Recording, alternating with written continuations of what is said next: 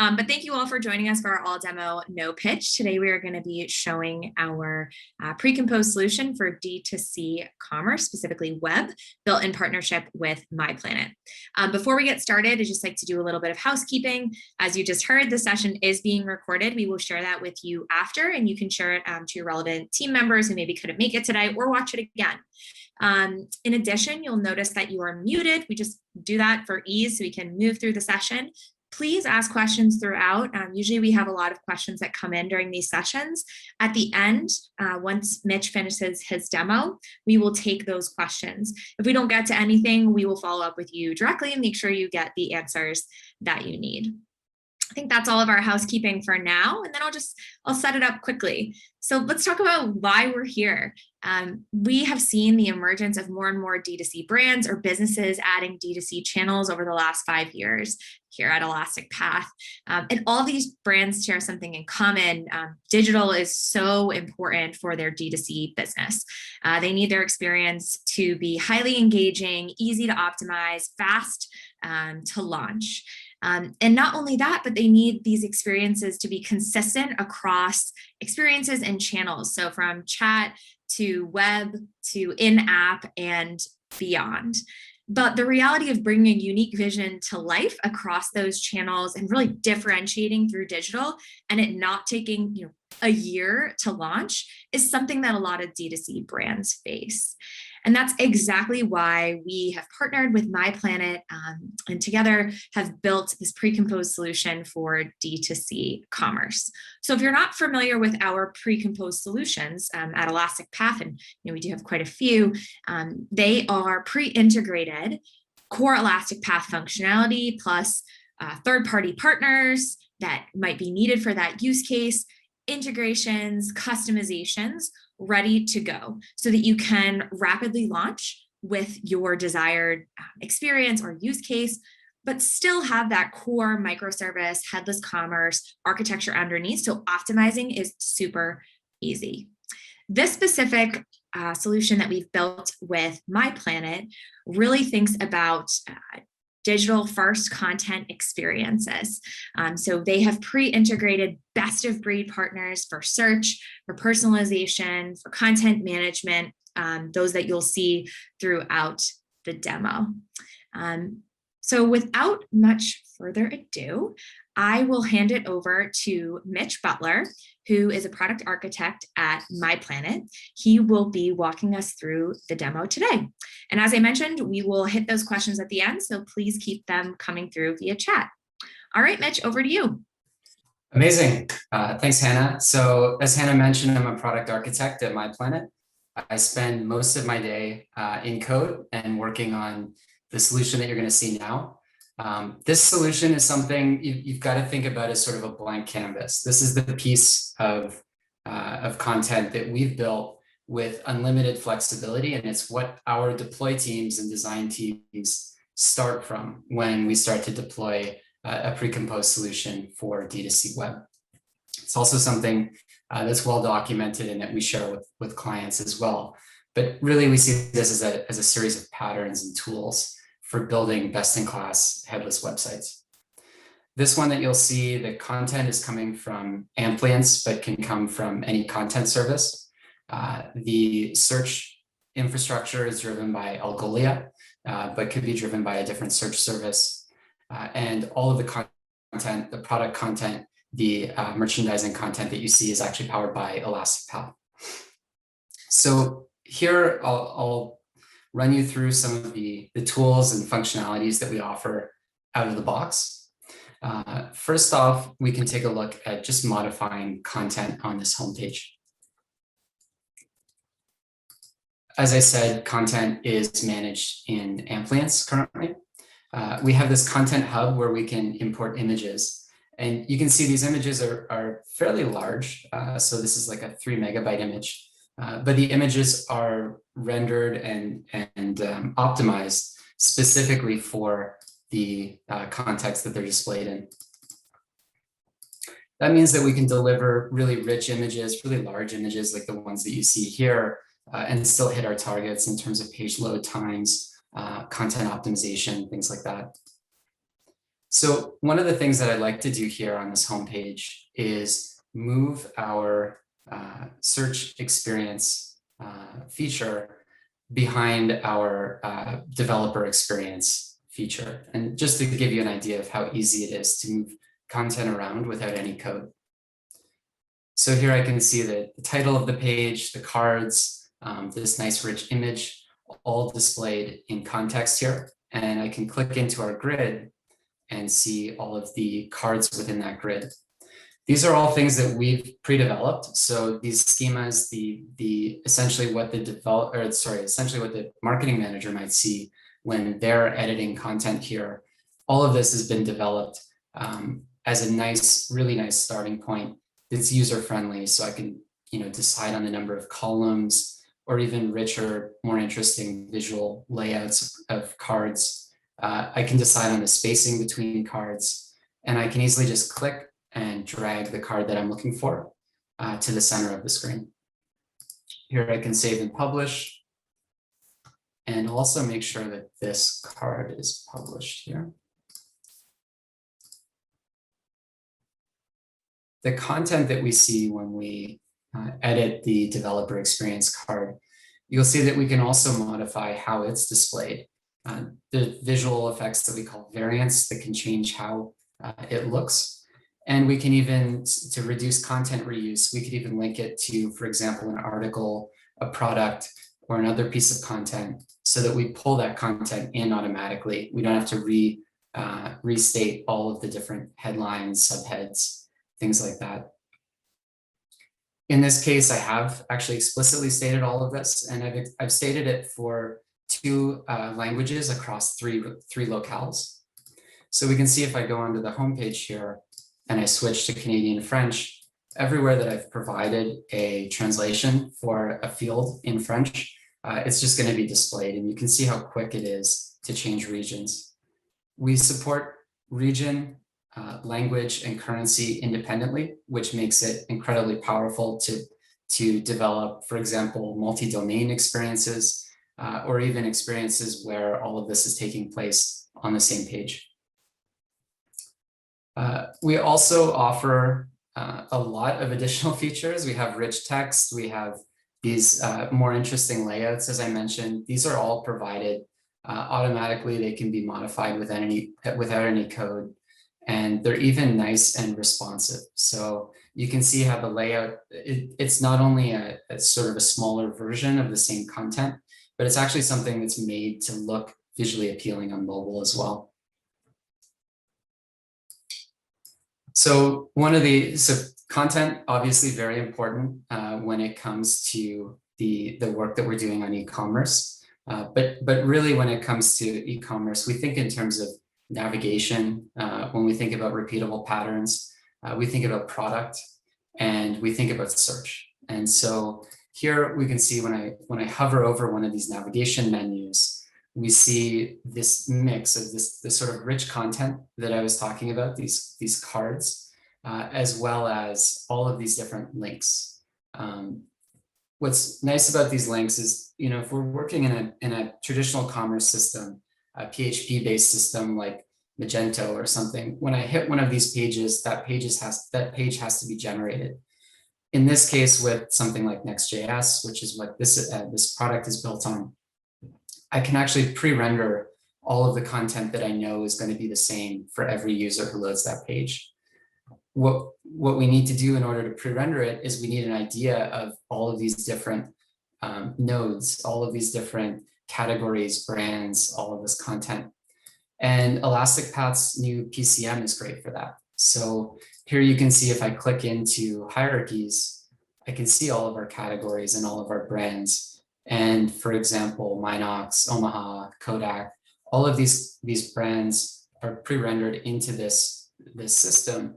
And then our pre-composed solution looks at those categories and then pre-renders those pages. So if I click into a page, you can see just how quickly it loads.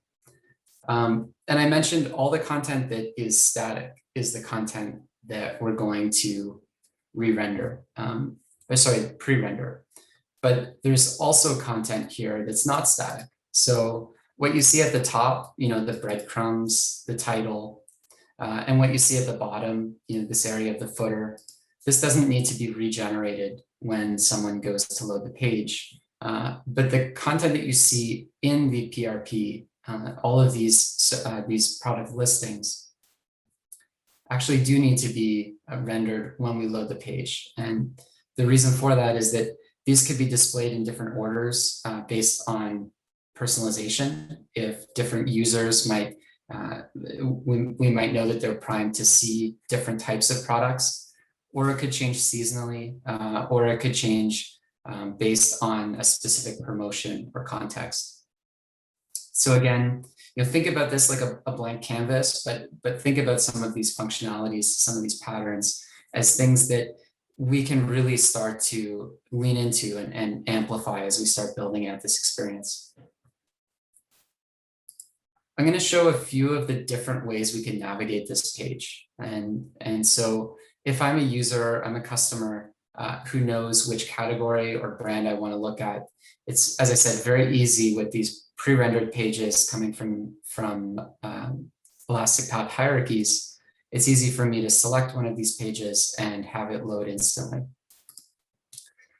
If I know the specific product I'm looking for, I can also search for it here. So we've pre-built search query suggestions, and we've also got automatic search as I start to enter content.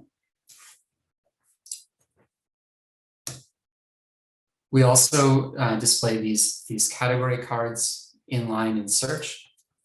And then finally on mobile, we have this layered navigation experience. And what's beautiful about this layered navigation experience is that it actually brings in the same content that we see in that mega nav. So even though it's laid out differently and ordered slightly differently, the mobile user, the content manager can manage content for the mobile user and the desktop user at the same time. Here you can see we have all kinds of different approaches. We have a text block, we have an image card, and then we have a navigation menu. And these navigation menus might take up a single column here, whereas when I look at that same one in desktop, I see multiple columns. And actually they're displayed automatically in this nice masonry style where we optimize for layout. This brings me to a concept where we have a lot of different cards. We have this product card. That's one way of displaying a product. But if I search for the same product, it's displayed in a slightly different way. And we talk about this as content in context. And so one of the tools that we use as we work with clients and we run through a design studio is we work through this, we have something called Storybook, where we can display anything from the primitive components that make up the website and all of their different variants. So they're different styles which pull from your brand style guide, as well as more complex components. For example, this article card, which you've seen, or this category card, which you saw in search, or this product card that you saw in the mega search. What's nice about this is that we can host this independently. So we host it separate from the website, and marketing managers, designers, developers can all go and visit this site. And that way they can easily see, okay, well, what's my article going to look like when it's displayed in the mega menu? And as I said, this here is the mega menu, and this is that article. When it's displayed by default without any variant, it's displayed without this sort of cover gradient. There are other ways to modify it. For example, as I said, this mega search variant, which can display content from a product, for example, in a more compact search result kind of format. There's all of these different ways that we can modify these components, and thinking about them independently but relative to their context has been a really valuable way to work with designers, developers, and marketing managers together.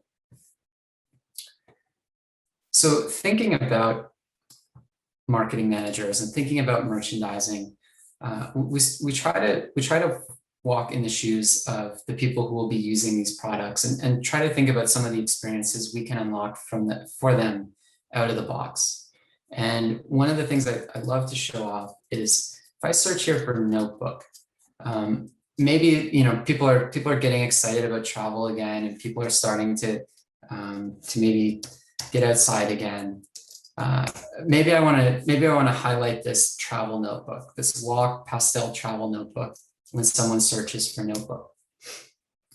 So, I mean, usually this would be something that would be sort of a frustrating experience to do. But because we've connected Elastic Path and Algolia, I can simply hit, as long as the query contains notebook, I can actually just click this search result and drag it to the top. I can, let's just keep this for until the end of August. I'm going to apply that rule. And I'm going to review and publish.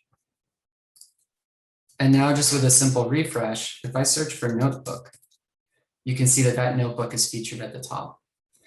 And I mentioned before on our category pages that this content could be different for different users. Because we actually follow the same conventions on our category pages, I can actually do something very similar. So here, if I select category and I type in furniture, let's look at these products again. I think I want to make this more of a spring catalog, a summer catalog. So let me drag our wicker shade lamp to the top. And I see that this looks like a duplicate image. So I'm actually going to hide one of these, and I'm going to drag the other one to the top. I think that looks good. This is maybe an outdoor chair. So let's pin it to the top as well.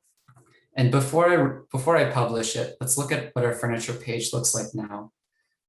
Okay, so a little bit drab, a little bit more indoorsy, probably good during COVID, but let's get something a little fresher. And here we have this nice, I was able to edit this layout very easily. Composable actually has a tracking pipeline built in, and we cover things like search query results. So if I start typing a specific search, if I click on a product card or I add a product to cart, all of my navigation, the articles that I've read, and we can pipe that to multiple tracking services. One of the services we can track it to is Algolia's tracking service, and we can just feed this to them so that we don't have to do this manual work, even of this visual editor, which is quite nice, but we can allow it to optimize results per user. So everyone could see a different category page, a different search result based on their activity and behavior on the site. And next, let's take a look at what the actual product page looks like. So as I said, we optimize our images. We spent a lot of time thinking about how this should behave and how we can make this page incredibly fast and incredibly performant. And that's so that we can have these really nice modern layouts, really rich imagery. We can even include product videos and things like that on these pages without having a big impact on page load. Here, when I click add to cart, we're talking to the Elastic Path service. We're requesting an additional item in the cart. Here, I can easily add more, increase the quantity, decrease the quantity, and remove items from cart. This is all optimized. All of this is using code directly from the Elastic Path development kit. And it's also something that we're working to develop with the new PCM functionality as well. I mentioned that different price books for different channels, which is something that we're very excited about. Here, if I look into the price books, I can see we've just created one so far, but as we start to extend this product across more composed experiences, we could use for example, the pre-composed native SDK or pre-composed native experience to build another price book or even another PCM catalog and restrict or change pricing on items specifically on each channel. So we love that Elastic Path is thinking about this type of thing because it really enables us to build across more and more channels in a way that's more effective.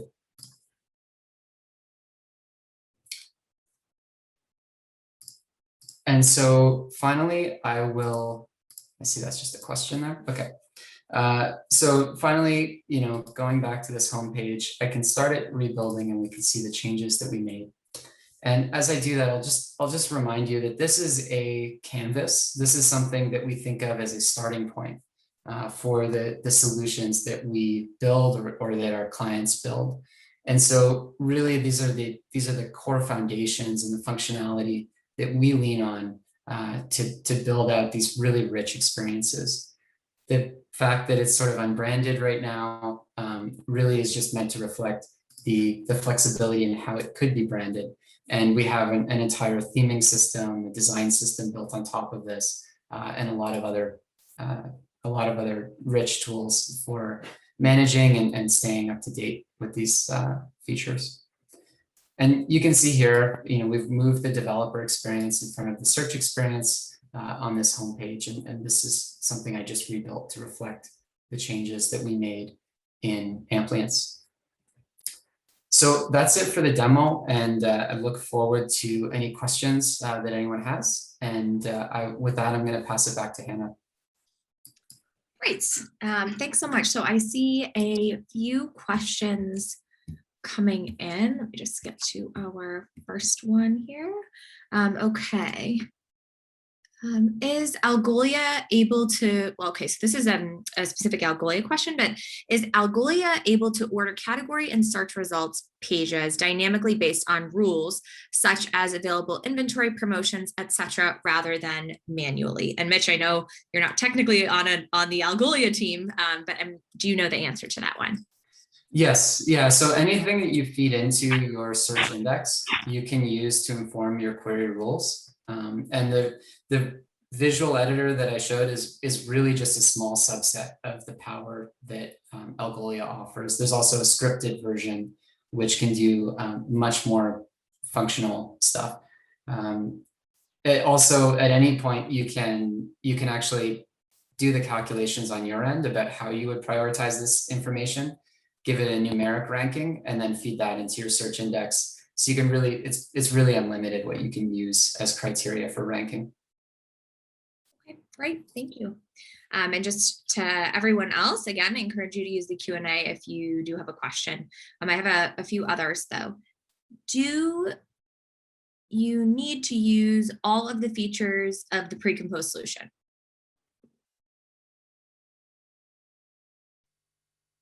Oh, Mitch, you're on mute. Sorry.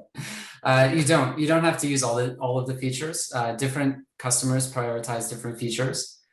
We have done work before, for example, that doesn't use our internationalization.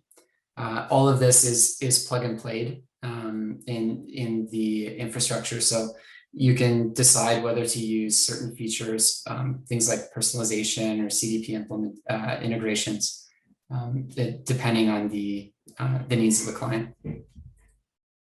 Great. And then I have one more, or a few more, but one more, Mitch, I think would be best for you. How easy is it to integrate to different third-party solutions and ERPs? Yeah, so we actively work with on projects where we're integrating ERPs, PIMs, things like that.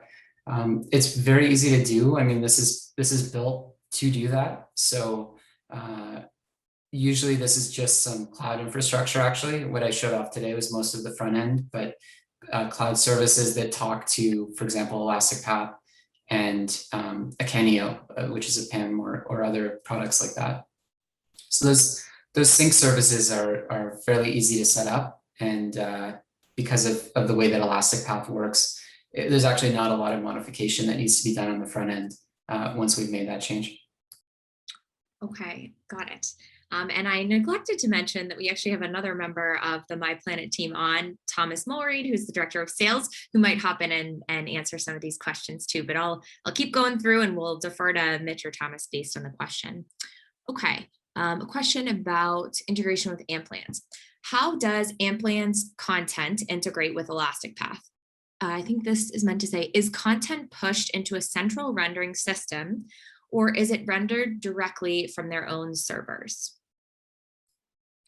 Yeah, so it depends on the project. We haven't taken a a strong platform opinion on this, but the way that we've implemented so far has always been to take the two. So we render the page in Next. We take the two pieces at pre-render time. We sanitize it, so we remove any information that would involve inventory in some cases where inventory is likely to change very quickly, or pricing.